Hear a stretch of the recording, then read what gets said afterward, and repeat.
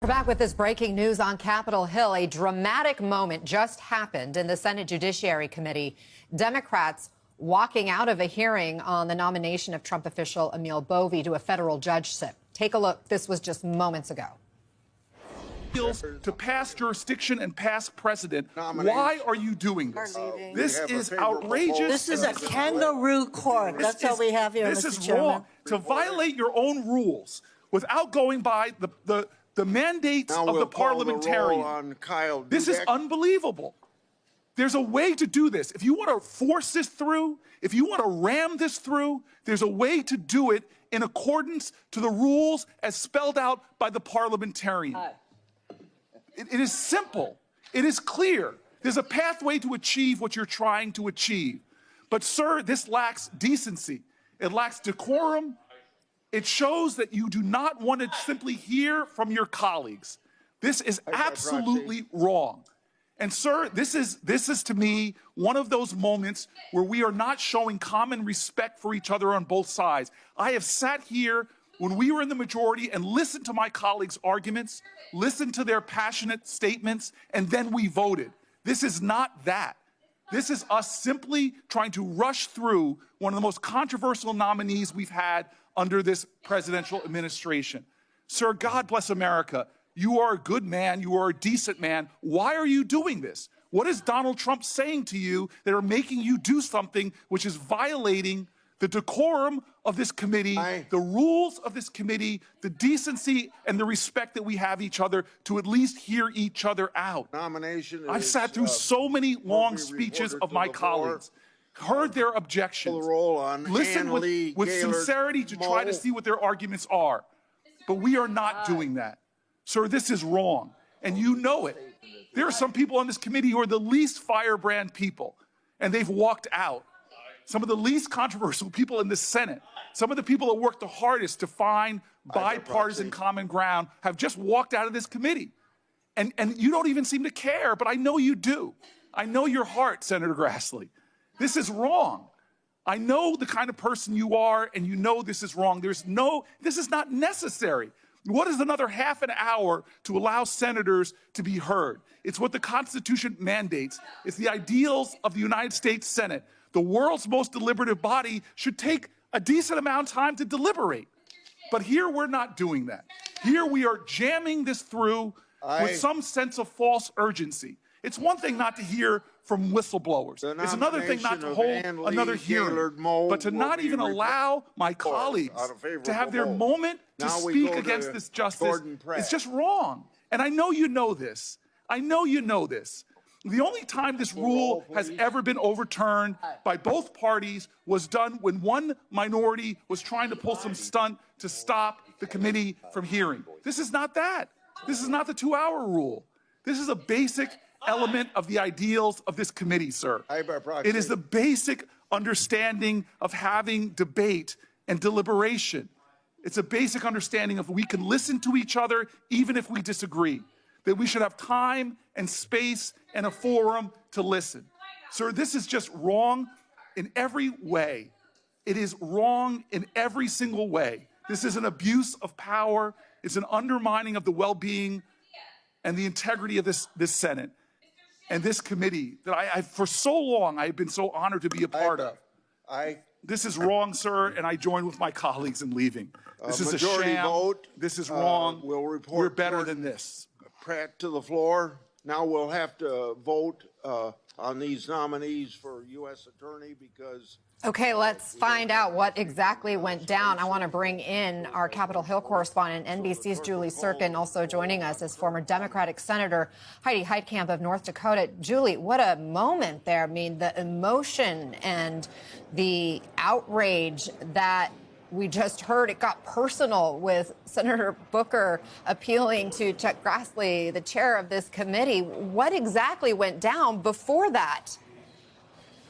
Yeah, Anna, telling him, I know you, Senator Grassley, I know you are a decent man, I know you are a decent human. What did Donald Trump, I'm paraphrasing, of course, but he asked Grassley, what did Donald Trump say to you to make you violate the rules of this committee, the decorum? That is what Cory Booker had said. What I was so struck by, Anna, is that while Booker was talking, they continued voting. And what the Senate Judiciary Committee is meeting to vote on today is a whole slate of nominees for various judicial positions. The most controversial of them, Emil Bovee, who is somebody who works for the Trump administration. He is somebody who is very close to the president. And Democrats tried to slow walk his nomination intentionally because they've heard from whistleblowers who they say prove that Bovee had intended to tell the Trump administration to essentially defy court orders, especially when it comes to deporting illegal undocumented immigrants to countries they have no relation to. And so this is a moment where Booker tried to use to debate, to have extra time to talk about these nominees. We already know that he was going to try to stop particularly Bovee's nomination. But you saw there that Chuck Grassley, who is the Republican chairman of that panel, continued through their votes.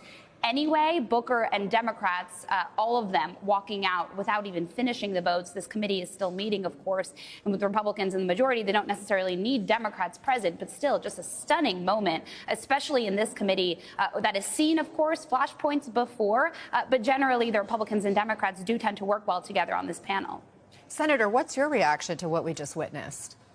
Well, my reaction is that this was a moment for the Democrats to really, state their case against this nominee. And the reason why it's important is there's big rumors in Washington that if there's a vacancy in the Supreme Court, this person may, in fact, be nominated for the Supreme Court. And so to basically have this day where you can speak to the public and say, this is why he is a bad nominee. This is why he's unqualified for this position. And he's unqualified for any position. He also is very controversial in the legal profession. Many Republicans outside of this committee and outside of the complicit Republican Senate are telling them, do not nominate him. He will be a thorn in your side going forward, and do not, basically push him through.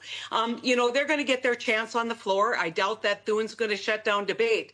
But this is bigger than just this nomination. And this was the moment to basically state their case against this nominee. And Chuck Grassley, who knows better, as Booker said, he knows better, did not give them that opportunity. And I think for everybody listening, you say, why not? Because there's so much evidence against this guy. There is so much to say about this guy. Grassley does not want that in the public record. And it's just bad business. And when people say, oh, the Senate, there are people you can work with, Chuck Grassley's been that person you can work with. And this is really, I think, from him backing away from his support of IGs, from him basically doing the bidding of the administration, he has really injured his reputation with a lot of us who think very highly of Chuck. Emil Bovee, you mentioned his background. He was, a lot of people might remember him on the defense team of Donald Trump here in New York before Trump was elected when it came to his prosecution and criminal charges. And he clearly won over Donald Trump in that moment as his defender. He also now, as a high-ranking DOJ official, was involved in dismissing the corruption charges against the New York City Mayor Eric Adams, which led to a bunch of resignations within the Justice Department and the U.S. Attorney's Office related to that. He also has been alleged to have suggested disregarding court orders, which Julie touched on, according to some whistleblower accounts. So that is in part what makes him so controversial as a nominee. What else can Democrats do at this point? Is there anything as the minority party for them, any other cards for them to play? Well, obviously, picking off a couple more moderate Republicans, you're always asking people to step up, and it's been a calamity because there aren't a lot of courageous Republicans who will push back against this kind of nominee or push back against bad legislation. And so, the only thing you have right now is the bully pulpit. And as this nominee moves to the floor of the Senate, I doubt that Thune will shut down debate. There will be a back and forth. There's always opportunity for filibuster. And so there is going to be the day in court. And I think they're just trying to figure out in the majority, how do they handle something that's this red hot? And like I said, there is tons of people on the outside, not just members of the minority. There's Republican attorneys who are saying this is a very bad choice.